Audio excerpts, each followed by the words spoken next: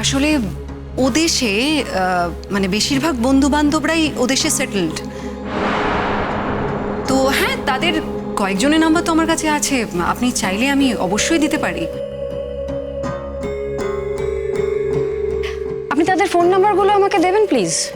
নিশ্চয়ই দেব। আমার পরের প্রশ্ন, আপনি ওদেশ থেকে এদেশে ফিরলেন, আপনার একবার মনে হলো না যে ছেলেটি আপনাকে ঠকালো, এদেশে এসে আপনাকে ছেড়ে দিল, একটা সুযোগ খুঁজলেন না আপনি তার সাথে একবার দেখা করার? আমি কিন্তু বলেছি যে আমার ওর প্রতি তীব্র ঘৃণা জন্মায়। যে মানুষটা আমাকে প্রতিটা মুহূর্তে ঠকিয়েছে তার সাথে আমি কোনোভাবে যোগাযোগটা করতে চাইনি। এক্স্যাক্টলি। আর কেন আমি উপযাচক ওর সাথে যোগাযোগ করতে চাইবো? ওর যদি মনে হয় ও আমার সাথে যোগাযোগ করবে, তাই না? আর শুনুন, আমি যথেষ্ট ইন্ডিপেন্ডেন্ট, ওকে?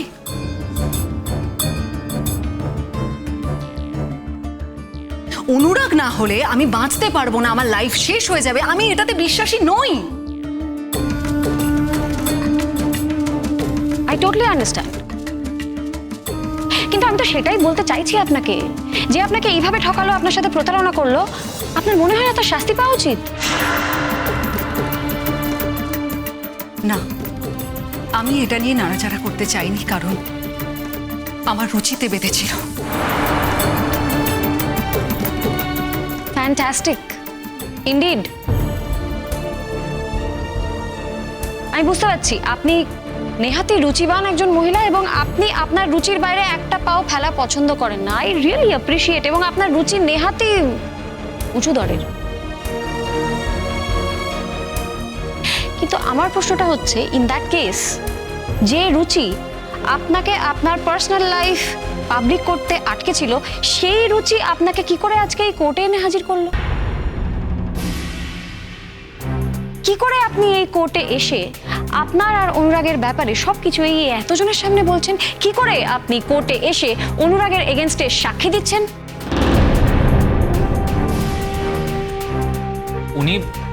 উনি ভেবেছিলেন এক সময় এরকম, কিন্তু উনি যখন এখন দেখছেন যে একজন মানুষ বারবার মেয়েদের সর্বনাশ করছে, তখন সোসাইটির উপর ওনারও তো একটা দায়িত্ব বর্তায় তো, যে ওনার আসল চেহারাটা দেখিয়ে দেওয়ার।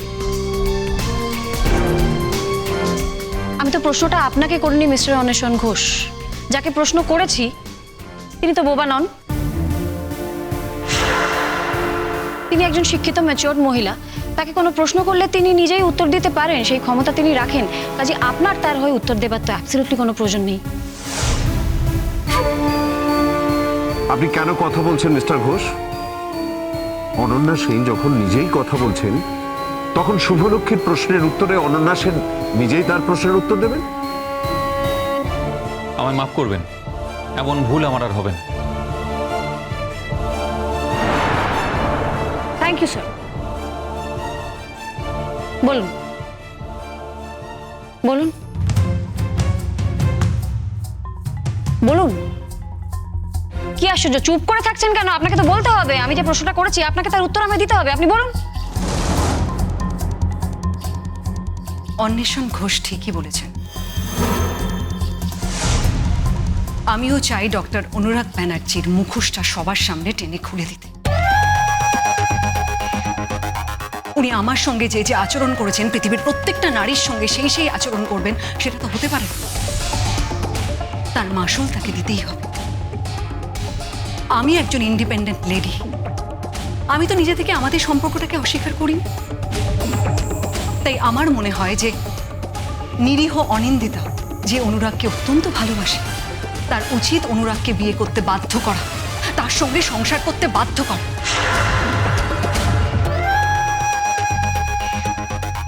অনিন্দিতার উচিত, কিন্তু মেঘলার উচিত নয়। কেন? অনুরাগ তো মেঘলাকেও বিয়ে করেছে, মেঘলাকেও ঠকিয়েছে। মেঘলাকে ঠকিয়েছে বলেই তো অনিন্দিতার কাছে গেছে। ইন দ্যাট কেস, আপনার মতে why Anindita and why not মেঘলা?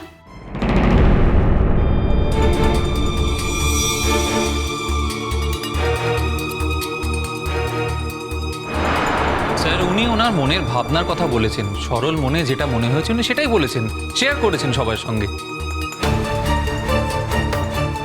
এখন এইভাবে অপ্রাসঙ্গিক প্রশ্ন করে যদি কোনটা প্রাসঙ্গিক কোনটা অপ্রাসঙ্গিক সেটা আমি আপনার কাছ থেকে শিখবো না মিস্টার অন্বেষণ ঘোষ, কারণ আমি আপনার স্টুডেন্ট নই, আপনি আমার টিচার নন, কাজে আপনার কাছ থেকে আমি শিখবো না। আর আপনি এইভাবে বারবার আমার কাছে বিঘ্ন ঘটাবেন না please.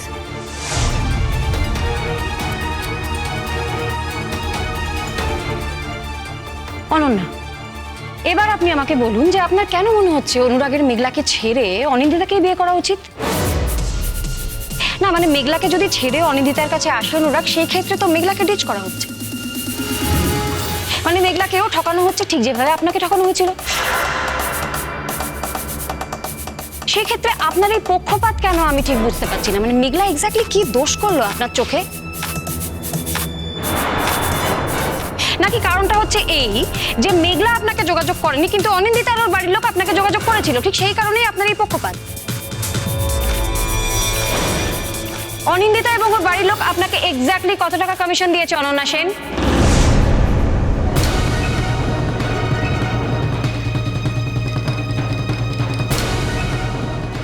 Objection, objection, objection.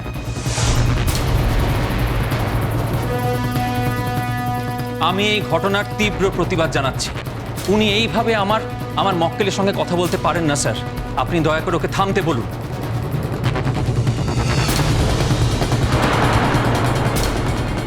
Subhalakshmi, কোর্টের কাজ শেষ হয়েছে, আমার যা জানার দরকার ছিল জানা হয়ে গেছে।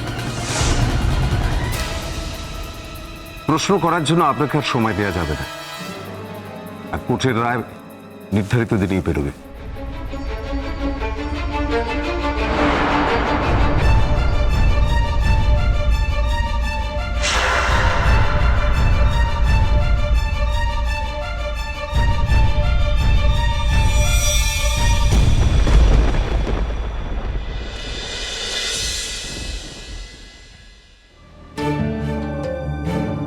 খুব তো আমাদের সঙ্গে টক্কর দিতে চেয়েছিল, কোর্টে দাঁড়িয়ে আমাদের বিরুদ্ধে সাক্ষীও দিয়েছিল।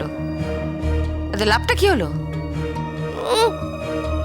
এই বয়সে গুণপনার আর শেষ নেই।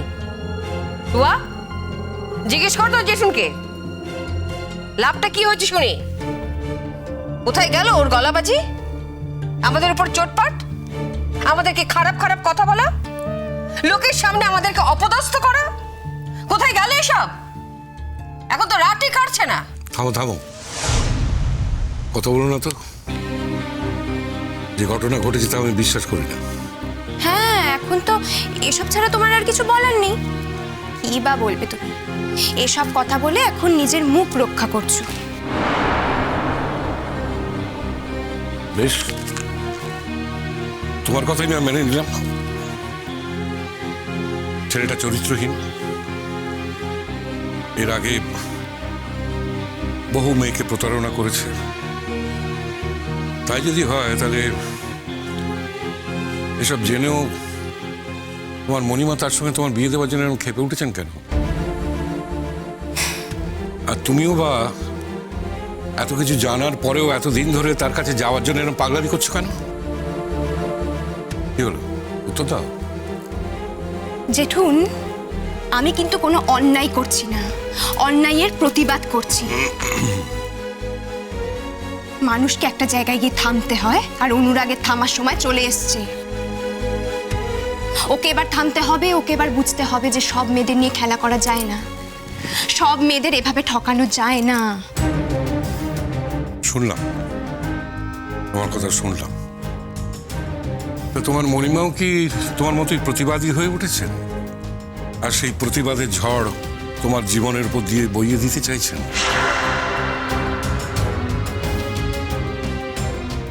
তুমি তো টুয়াকে ভালোবাসো, টুয়ার ভালোর জন্যে দিনরাত এক করে ফেলছো। স্বামী ছেড়ে চলে গেছে এই অভিযোগে কোর্ট কাছারি করছো। তারপর যখন জানতে পারলে যে ছেলেটি এইরকম, তারপরেও তুমি তার সঙ্গে টুয়ার বিয়ে দিতে চাইছো কেন? কারণ বিয়েটা ছেলে খেলা নয়, তাই। ও, টুয়ার জীবনটা ছেলে খেলা না, টুয়া যদি অনুরাগের জীবনে যায় তাহলে অনুরাগ একেবারে সোজা হয়ে যাবে, ও ট্যাপও পর্যন্ত করতে পারবে না। কেউ যদি চরিত্রহীন হয় তাহলে তার চরিত্র কোনোদিন বদলায় না। সে সুযোগ পেলেই আবার তার খেলা শুরু করে দেবে। সেটা জেনেও তুমি যে কেন জোর করে টুয়াকে নিয়ে এই সমস্ত কোর্ট কাছারি করছো আমি তো কিছু বুঝতে পারছি না। কেউ তো আমাকে জোর করেনি জেঠুন, কেউ জোর করেনি। আমি যা করছি সব কিছু নিজের ইচ্ছায়। আমি নিজের ইচ্ছায় অনুরাগের কাছে যেতে চাই। তুমি কি ভেবেছো মণিমা জোর করে আমাকে অনুরাগের কাছে পাঠাচ্ছে, তাই তো? তা কিন্তু নয়। মণিমা যদি আজকে আমার পাশে না থাকতো, আমাকে সাপোর্ট না করতো, তাহলেও কিন্তু আমি আমার অধিকারের জন্য লড়াই করে যেতাম। ঠিক এভাবেই লড়াই করে যেতাম। আর অনুরাগ আমাকে ভালোবাসুক কি না বাসুক, আমি তো ওকে ভালোবেসেছি। আমি তো নিজের মন থেকে ওকে মুছে ফেলতে পারছি না। আর সব থেকে বড় কথা কি জানো তো, ও আমাকে ঠকিয়েছে। আর যাই হোক, আমি ওর কাছে ঠকবো না জেঠু। যে ছেলেটা নিজে হাতে আমাকে সিঁদুর পরিয়ে দিয়েছে, তার কাছে সিঁদুরের দাম নাই থাকতে পারে, কিন্তু আমার কাছে আছে। আমি ওর বিবাহিত স্ত্রী, তাই কোনো কিছুর বিনিময়ে আমি ওকে ভুলতে পারবো না। কোনো কিছুর বিনিময়ে আমি ওকে অন্য কারোর কাছে ছেড়ে দিতে পারবো না। তোমরা দেখে নিও, আমি ওর জীবনে গিয়ে ওকে একদম পাল্টে দেব, একদম পাল্টে দেব।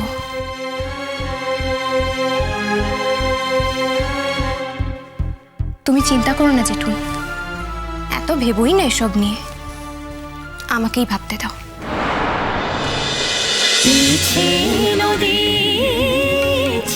নদী